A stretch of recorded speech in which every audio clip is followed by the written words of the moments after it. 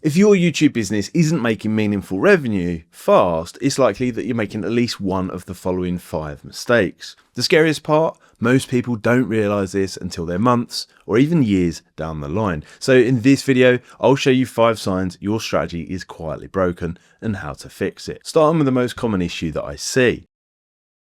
Now, I've made this mistake myself and it's a big one. You're getting views, your content's good, you're picking up thousands of subscribers, but when it comes to actual revenue, there's barely anything. The audience is real and they're engaging in a meaningful way. You might even have a few super fans, but business isn't booming. In most cases, this is because your content, your channel and your product are not effectively aligned. You're building views, subscribers and capturing attention, but not for the thing that you're selling. Or worse, you haven't even decided what you're selling at all. It's a horrific mistake to make. I grew one YouTube channel to just under 200,000 subscribers, produced great content and had a great audience, but I didn't monetize it effectively because between 2008 when it started and the end, the government had regulated the sector into the ground. Now, I pivoted the channel to maximize views and reach millions of people, and the views accelerated, but without an aligned product, it didn't matter. If your best video isn't leading naturally to your best offer, it needs fixing. Views are not value unless they're aligned with a solid business and model, as you'll see in a second. So the takeaway here is if your content doesn't prime someone for the exact problem that your product solves, then you've built a bottleneck, not a funnel. Now, what's the fix? Start with the product. Think about the outcome that you want and then maximize views, not the other way around. But even with perfect alignment, there's a problem that could completely tank your strategy, and it's more common than you think. Your niche, business model and YouTube fit are where things get real, because sometimes the issue isn't thumbnails, titles, delivery or even topics. It's that the business doesn't work on YouTube. Let me explain with an example. Not all businesses are made for this platform. Some niches can't scale, some models can't compound revenue, and honestly, some are just bad businesses. I once consulted for a psychotherapist who wanted to build a channel. They were a great person and they had good intentions, but the business, it was a disaster for YouTube. We could have created a useful therapy channel, no doubt, but naturally its core offering is the opposite of what's ideal. Therapy is designed to solve a problem and make the client go away. It doesn't encourage repeat viewership.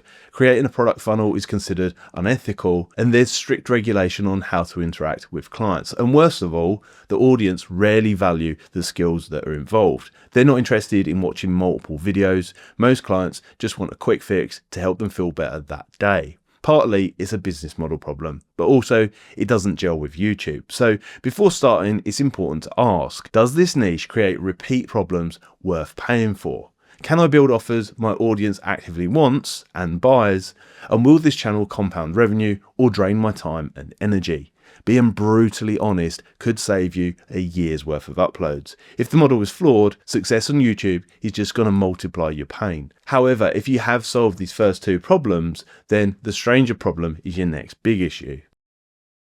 Who exactly are you creating content for and why? If you can't answer that question specifically, you don't actually know who you're talking to. Millions of channels do this, and I call it the stranger problem. Making videos for everyone means that you resonate with no one. Worst case, you end up making a video that attracts the wrong people. Here's an example. Most likely, you are a business owner, male, middle-aged, with an interest in blowing up your existing YouTube business. You're busy, you value strategy and insight, and you're probably not a beginner, and you're certainly short on time. How do I know this? Because this channel is about you and not me. It's also why you won't see me uploading videos for beginners and why you should probably subscribe now. That wasn't so smooth, was it? But seriously, putting educational content, entertainment videos, vlogs, and highly varied topics all on one channel doesn't work. I've done that in the past too, and the result? Videos don't get promoted by the algorithm. One video might do well, but it directly hurts the next video. Try and see this from YouTube's perspective. Viewers and subscribers flood in for one video and then aren't interested in the next one. Unintentionally, channels like this are sending mixed signals to the audience and YouTube. And when the platform doesn't know who your content is for, it just won't show it.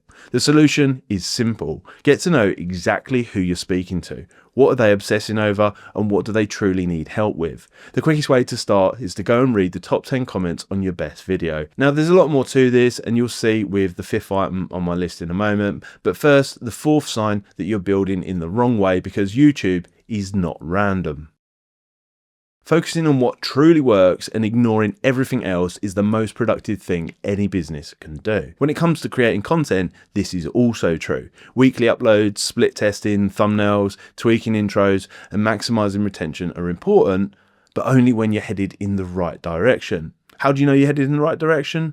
Data. Understanding your data and designing a leverage strategy is the fastest path. Reacting to what's happening now and chasing short-term tricks is not. I've been there and done that. It's exhausting. The worst part has to be the illusion it creates, because being active is not the same as being productive. It's the total opposite, because it creates additional tasks and your attention drifts away from what actually matters. It's a trap. You end up solving problems that shouldn't even exist, because you were not strict and clear on the initial foundations. It's often why results feel random, and they're not. There's just a disconnect between the cause and effect. So here's the shift. Identify what matters and make sure it's being tracked. Treat your data like a feedback loop, not a scoreboard. Double down on the 20% that actually moves the needle. Ignore everything else as much as possible. Our job isn't to improve everything. It's to identify what actually drives results and then ruthlessly get rid of everything else. You need to think like a business operator, not a YouTube creator. It'll help you avoid burnout, and financially, the change is wild, which leads me onto the final sign you're building in the wrong way. The YouTube education niche is full of bad advice. Much of it comes from a good place, I've got no doubt, but you need to realize YouTube wants repeat viewership for long watch times so that they can generate AdSense revenue. That's it. But what about your business?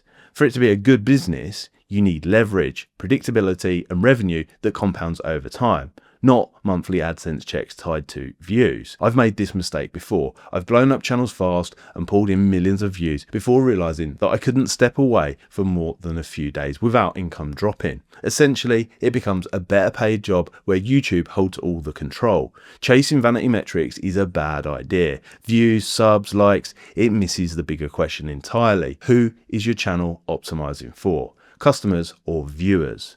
This is the line between creator and operator. A video with 1,000 paying customers is worth so much more than a video with 1 million views. The goal should be to start increasing income per view. Build systems that turn traffic into trust and then trust into transactions. This next video reveals some of my historical data and proves all of the points that I've made in this video perfectly. You'll see real back-end data, real mistakes, and what actually works when you stop guessing and start operating.